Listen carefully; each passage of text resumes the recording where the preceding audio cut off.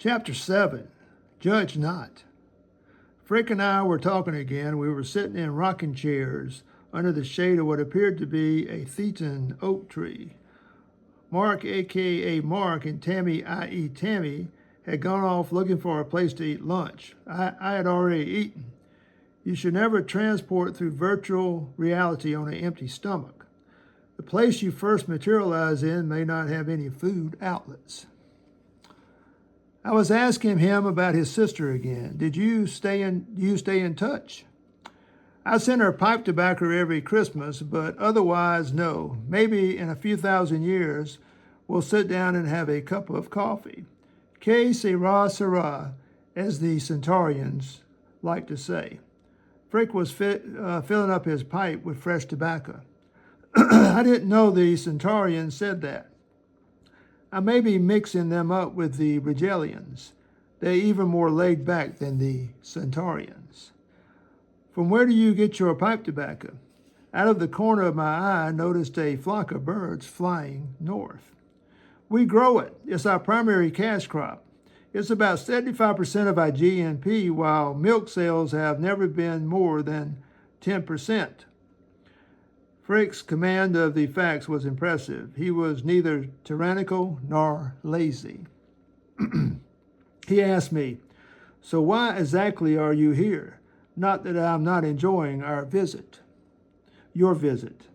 I told him about the intergalactic milk crisis and how I was on a mission authorized by Centaurian functionaries.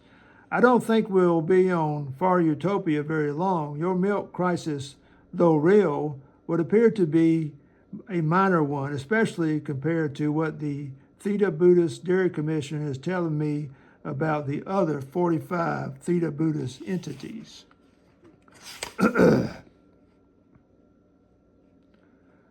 Frick wished us luck and said he has some tobacco fields to check on. A benevolent dictator is one with his subjects. Each inhabited small planet, planetoid, and moon, 46 in all, was self-sufficient at the basic level, but all the Theta Buddhist worlds enjoyed trading with each other, and each world has something unique to offer, as in the case of pipe tobacco grown on Far Utopia.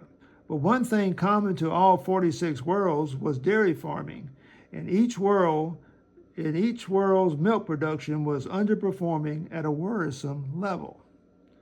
Leaving Far Utopia, we utilized our SPNVs and mentally hopped over to world number 45. Then it was a slow march to the innermost world, world number 1. Mark, a.k.a. Mark, and Tammy, i.e. Tammy, were with me for most of the inspection tour, but from time to time, they would have business and or personal matters to attend to. At those times, I would recruit help from the local dairy farmers. All 46 inhabited small planets, planetoids, and moons of the Theta Buddhist system traveled in the same orbit as did the previous unitary giant world. They follow each other like a dog chasing its tail. And as I mentioned earlier, some, like Far Utopia, are on the outer edge of the orbit, while some are on the inner edge. But most of them are somewhere in the middle. Think of them as 46 separate but equal entities. We finally made it to the innermost world, which was known as Sharpton's Lair. It was the biggest of all the 46 Theta Buddhist entities and was considered the home planet of the system. This was where Mark, a.k.a. Mark, and Tammy, i.e. Tammy, lived. Chapter 8, right on down the line. The Theta Buddhist Dairy Commission headquarters was located in the capital city of Sharpton's Lair. In one of its boardrooms, sitting around a huge rectangular table made of the finest liquid from the Andromeda Galaxy, was Tammy, i.e. Tammy, Mark, a.k.a. Mark, and myself. We were discussing our recently completed 67-year inspection tour of the state of the dairy production on the worlds of the Theta Buddhist system. Overall, I had a good time, but milking cows just isn't as much fun and fulfilling as it used to be, Tammy, i.e. Tammy, said without a touch of irony. I know what you mean. I hope those frosty mornings with your breath crystallizing in the barnyard air and the futile attempts at not stepping in a pile of cow dung are gone forever. Mark, a.k.a. Mark, added with a hint of wistfulness. I felt the existential need to chime in. Now, friends, don't be so gloomy. I've still got 11 more star systems to investigate. The answer is out there somewhere. And on that slightly positive note, I bid them adieu. Sharpton's lair was a large enough planet and the only one in the Theta Beta system to house an interstellar spaceport. Checking the schedules, there was only one freighter departing in the near future for a star system that was part of the intergalactic milk crisis. That ship was the I Got Paid by U.S. Aid, and its first stop was the Tau Ceti system, which was only about 12 light years from Earth. There were only 2 habitable planets circling Tau Ceti, which meant I should be able to handle the investigation of that particular system solo. I booked a cabin and then went back to my hotel room where I finished reading a book by Professor Olio Folio. The subject of the book was a tantalizing one, a scholarly inquiry into the vast differences in lifespans among the inhabitants of this sector of the galaxy. For example, Centaurians lived trillions of years. Syrians lived a couple of billion, Tausetians several millions, several millions, Thetas many thousands, and so on.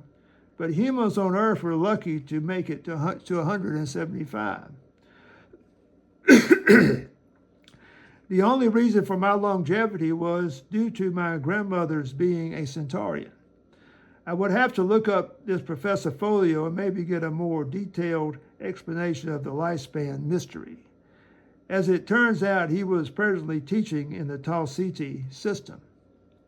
Next day, I boarded without fanfare the I Got Paid by U.S. Aid. It was another Class B star freighter.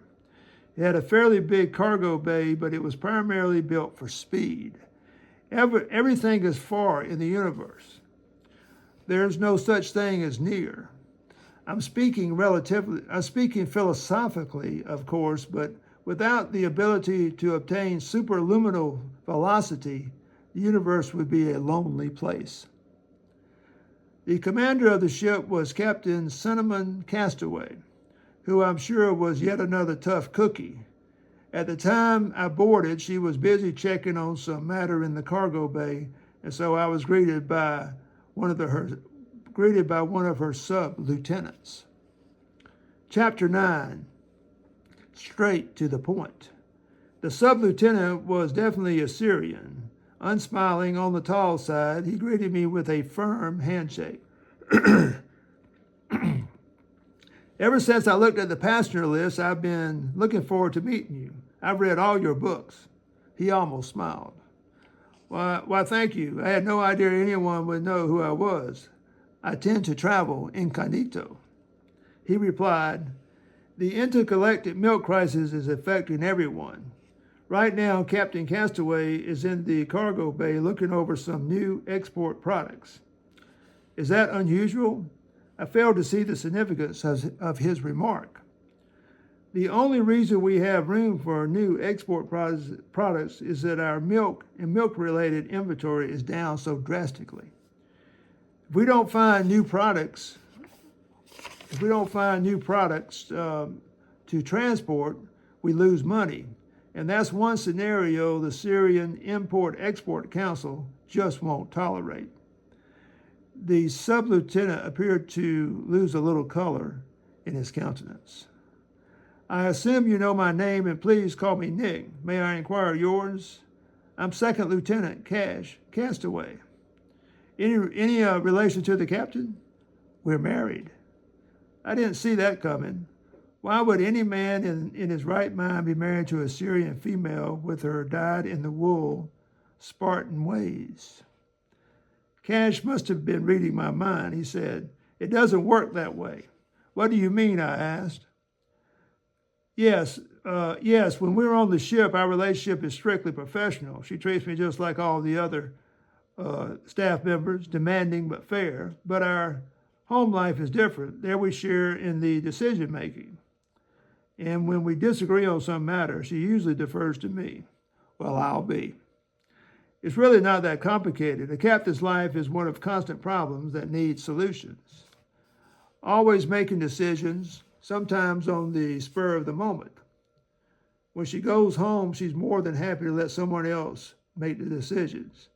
Now, he did smile. Sounds like you found a way to make your marriage work. I salute you. I hope that sounded sincere. You might be surprised how many Syrian marriages are arranged in such a manner. No, I wasn't surprised. Surprises for those with short lives and short attention spans.